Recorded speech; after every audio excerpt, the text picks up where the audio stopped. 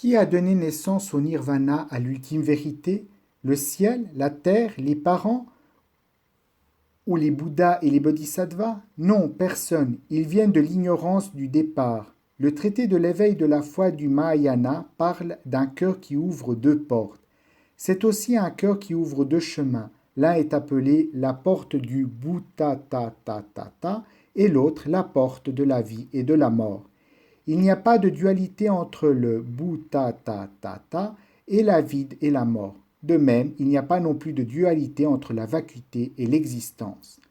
Le Bhuta-ta-ta-ta de l'éveil, l'ignorance du non-éveil sont les deux aspects d'un même endroit et nous, les hommes du commun, nous tournons le dos au Bhuta-ta-ta-ta, à l'éveil et nous nous dirigeons du côté de l'ignorance qui est la porte de la vie et de la mort, appelée aussi la porte du samsara.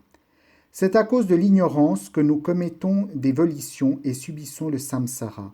De l'ignorance, nous suivons le cycle des 12 nidanas jusqu'à la vieillesse et la mort. Ensuite, le cycle reprend et ainsi de suite, du passé au présent, du présent au futur. Et le futur redevient le passé, de manière perpétuelle sans jamais obtenir de délivrance.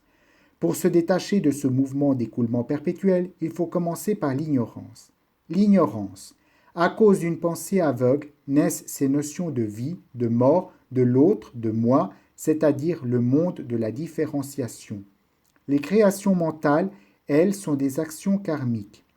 Nous entendons souvent dire quel genre de karma ai-je engendré dans mes vies antérieures.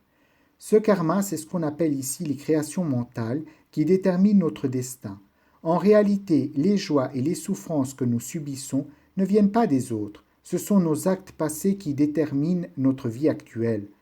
Dans les sutras, une histoire raconte qu'un roi dit un jour à sa fille: Tu devrais être reconnaissante d'avoir un père roi qui te permet de bien t'habiller, de bien manger.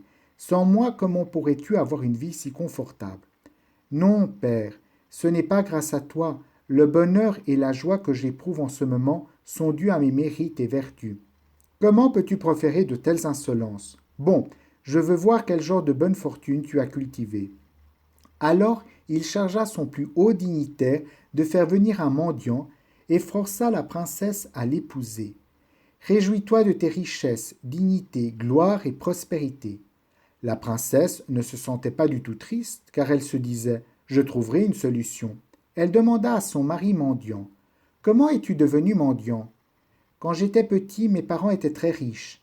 Malheureusement, un incendie a tout détruit. Nos maisons et leurs occupants me laissent seul survivant. Comme j'étais trop jeune, je n'ai pu que mendier pour survivre. Ah, tu n'es pas un enfant né pauvre. Les maisons ont été détruites, mais les terrains sont probablement encore là. Où se trouvent-ils? À quoi bon, tout est en ruine, il n'y a que des tuiles et des briques cassées. Peu importe, montre-les-moi, nous pouvons labourer la terre et y planter un peu de vigne ou autre chose. Ils se mirent à deux pour débarrasser les débris et labourer la terre, et, miraculeusement, ils mirent au jour les pièces d'or et les bijoux que les parents avaient enterrés là de leur vivant. En peu de temps, ils redevinrent riches et reconstruirent le domaine. Le roi apprit la nouvelle et pensa: C'est vraiment conforme à ce que dit Bouddha. Chacun doit répondre de ses propres karmas et chacun se réjouit lui-même des mérites et vertus qu'il a semés. Chacun est libre de se servir à sa guise des mérites qu'il a capitalisés. Dans quelle banque se trouve-t-il? Dans notre solide entrepôt, notre réserve de mérites. Mais si nous les gaspillons, nous redeviendrons pauvres quand ils seront épuisés. Les karmas que nous créons, nous devons en répondre. C'est pourquoi nous sommes responsables des joies et des souffrances que nous avons créées nous-mêmes. Dans l'ignorance, nous produisons des karmas qui peuvent être sains ou malsains, puis vient la conscience. Cette conscience est ce que l'école Yogacara appelle la huitième conscience, Alaya, qui accumule tous les karmas que nous avons produits depuis toujours, bons ou mauvais, sains ou malsains.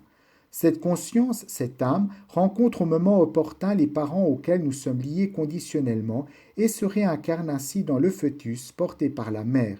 C'est ce qui est appelé nom et forme. Le nom étant spirituel et la forme matérielle. L'esprit et la matière s'unissent et donnent la vie. La forme, c'est le corps physique de l'homme. L'esprit, c'est l'ensemble des sensations, perceptions, volitions et consciences. Puis les 6 sphères sensorielles se forment. Ce sont les yeux, les oreilles, le nez, la langue, le corps et le mental. On les appelle aussi les 6 racines. Tous ceux qui lisent le sutra du diamant savent qu'il ne faut pas rattacher les 6 racines aux 6 poussières, car une fois que les 6 sphères sensorielles rencontrent les 6 poussières, elles cherchent des contacts, les yeux avec les couleurs, les oreilles avec les sons. Avec le contact naît la sensation heureux, beau, content. L'ignorance et les créations mentales sont les causes du passé. La conscience, le nom et la forme, les 6 sphères sensorielles, le contact, les sensations sont les effets du présent et c'est aussi notre vie actuelle. Puis notre vie actuelle crée d'autres conditions pour la vie future. Quel genre de conditions? La soif. La soif de quoi? Certains ont soif de gloire et à cause de cela, des karmas sains et malsains sont créés. Il en est qui font de bonnes actions pour récolter la gloire, d'autres en commettent de mauvaises. Certains ont soif d'amour ou d'argent. L'amour nous pousse parfois à faire de bonnes actions, telles les œuvres caritatives, et parfois nous pousse au péché. L'amour n'est ni bon ni mauvais, tout dépend de sa destination.